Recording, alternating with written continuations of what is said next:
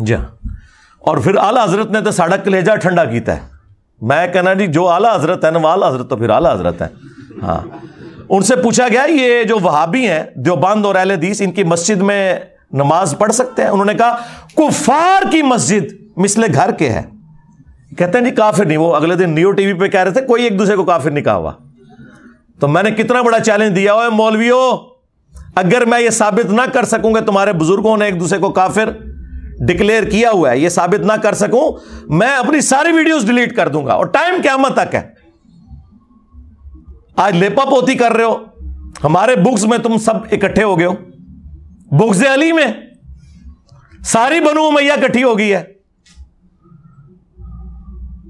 یہ زومانی جملہ ہے, یہ بھی اس طرح کے جملے بولتے ہیں نا. بغض علی میں آج کی ساری بنو امیہ اکٹھی ہو گئی ہے, چاہے وہ بغض علی ابن ابی طالب ہو یا بغض علی انجینئر ہو, تو جھوٹ بول رہے ہوتے ہیں. پھر اعلیٰ حضرت سے پوچھا گیا کہ ان کے پیچھے نماز درست ہے؟ انہوں نے کہا ان کی نماز نہ نماز ہے نہ جماعت ہے. کام ہی ختم. تیسری بات, اگر ان کی اذان ہو رہی ہو تو جواب دینا ہے. انہوں نے کہا کہ ان کی اذان بھی نماز اور جماعت کی طرح باطل ہے, تو جواب دینے کی کوئی ضرورت نہیں. البتہ جہاں پہ اللہ اور اس کے رسول کا نام آ جائے تو احتراماً آپ کہہ لیں عز وجل اور صلی اللہ علیہ وآلہ وسلم, بس کوئی اذان کا جواب دینے کی بھی ضرورت نہیں. اور پھر سرکار جو احکام شریعت میں انہوں نے موتی بکھیرے ہیں, ہائے ہائے ہائے ٹھنڈ پائی ہے. یہ میں اس لیے کہہ رہا ہوں تاکہ میں آپ کے بزرگوں کا گند آپ کو بتا سکوں. ان سے پوچھا گیا کہ یہ جو وہابی ہیں دیوبند, اہل حدیث, شیعہ, قادیانی اور یہود و نصارہ, ساروں کو انہوں نے اکٹھا کر کے اور شاگرد بھی بڑے سیانے, انہوں نے پتا ہے کہ اعلیٰ حضرت سارے ایکو جہی سمجھتے ہیں, ساروں کو اکٹھا کر کے انہوں نے کہا کہ ان کے ذبیحے کا شرعی حکم کیا ہے.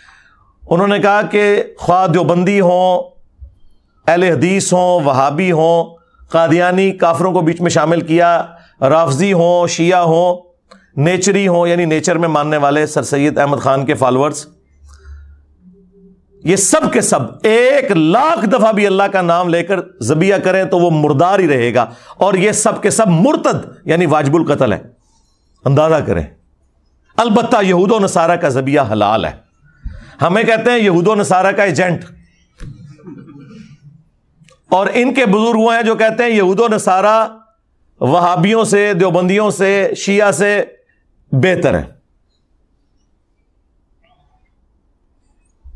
یہ اعلیٰ حضرت نے موتی بکھیرے اور وہ گند آج تک ہم صاف کر رہے ہیں. تو یہ کا داور شخصیات کا میں نے جواب دیا ہے. ان 100 سالوں میں یہ ہے جناب کا داور شخصیات, اور جو میری زندگی میں ان کی حالت آپ نے دیکھ لی ہے. جو آپ کے بڑے بڑے قد ہیں نا, مفتی منیب الرحمان صاحب بریلویوں کے, مفتی تقی عثمانی صاحب دیوبند کے, اور ساجد میر صاحب اہل حدیث کے, اور ساجد نقوی صاحب اہل تشیع کے, ان کے نام تو میں احترام سے لوں گا. ان کے بچوں نے چونکہ کام آگے سے ڈالے ہوئے, لہٰذا بڑے تو بیچ میں آتے ہیں بچوں کے کرتوتوں کی وجہ سے. ان میں سے کسی کی جرت نہیں ہے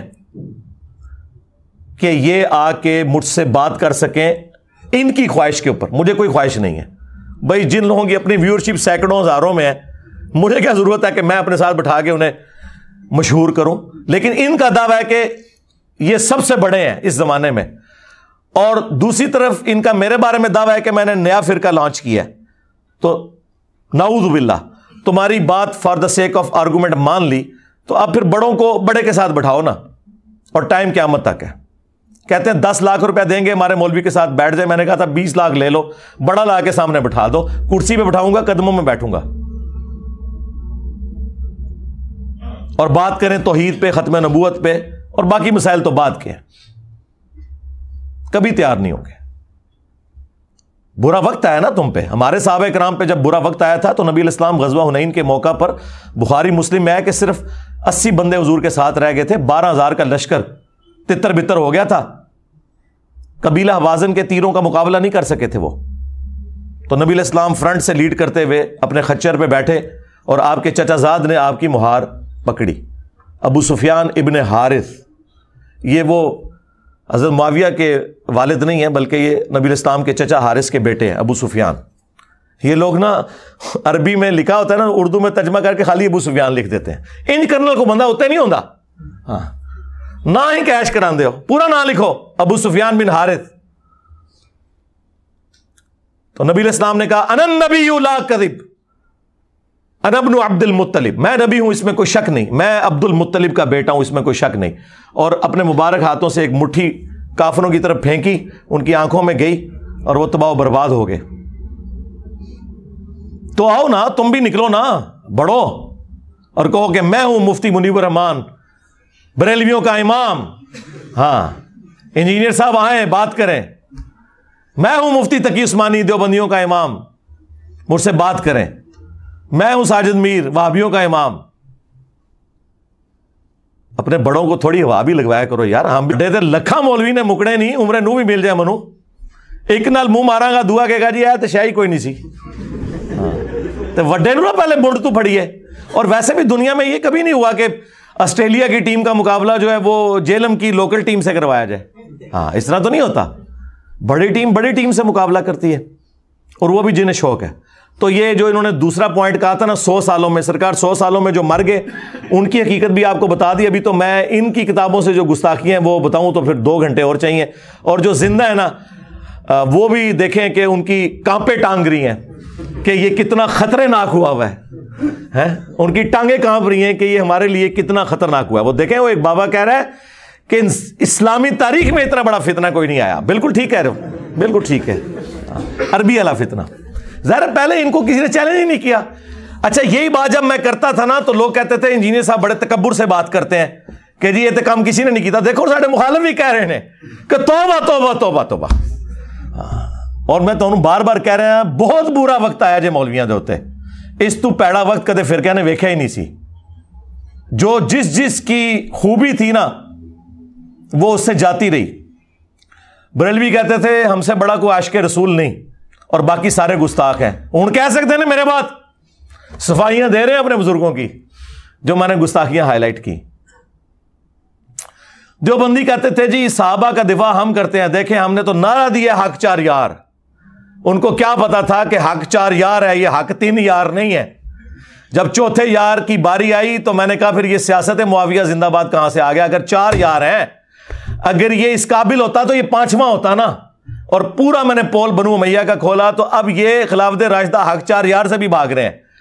ہاں ان کہتے سارے نو پاؤ وچ, ہاں کتنے کیا تھوڑا نعرہ, وہی ان کے گاٹے فٹ ہو گیا. اہل حدیث کہتے تھے اطیع اللہ و اطیع الرسول. تو یقین کرو انہوں نے ایسی موت ہوئی جے نہ ہوں اللہ دا نام لیندے جے نہ رسول اللہ, وہ کہندے نے سلف, اور تہاڈا سلف سٹارٹ ہی نہیں ہونا. ہوں ہاں بیٹری تہاڈی بہ گئی, ہوں اللہ رسول دا نام لینا چھڑ گئے. پہلے ہم کہنا یار داڑھی کٹانا جائز ہے, عبداللہ بن عمر سے ثابت ہے, راوی حدیث ہیں, مٹھی کے بعد کاٹ سکتے ہیں, ہم نے نہیں کاٹی. وہ کہتا ہے جی ہم نے ابن عمر کا کلمہ پڑھا ہے, تو ہوں حضرت معاویہ کا کلمہ پڑھ لیا جے. ہاں صحابہ کے سب سے بڑے دشمن جو ہے نا وہابی ہوا کرتے تھے. ہم صحابہ کے اقوال اور اعمال پیش کرتے تھے, یہ کہتے تھے ہم نے تو نبی کا کلمہ پڑھا ہوا ہے. آج جب نبی کی حدیث آئی 2812 وَيْحَ مَارْ تَقْتُلُهُ الْفِئَةُ الْبَاغِيَةُ يَدْعُوهُمْ إِلَى اللَّهِ وَيَدْعُونَهُ إِلَى النَّارِ, افسوس ہے عمار تجھے ایک باغی جماعت قتل کرے گی. عمار انہیں اللہ اور جنت کی طرف بلائے گا, وہ جماعت جہنم کی طرف بلائے گی. اب تمہیں نبی کی حدیثیں بھول گئیں. تمہارا حال وہی ہے جس طرح بنی اسرائیل کو بچڑے کی محبت پلا دی گئی تھی, تمہیں بنو امیہ کی محبت پلا دی گئی ہے. تم پہ اللہ تعالیٰ کا عذاب نازل ہوا ہے اصل میں.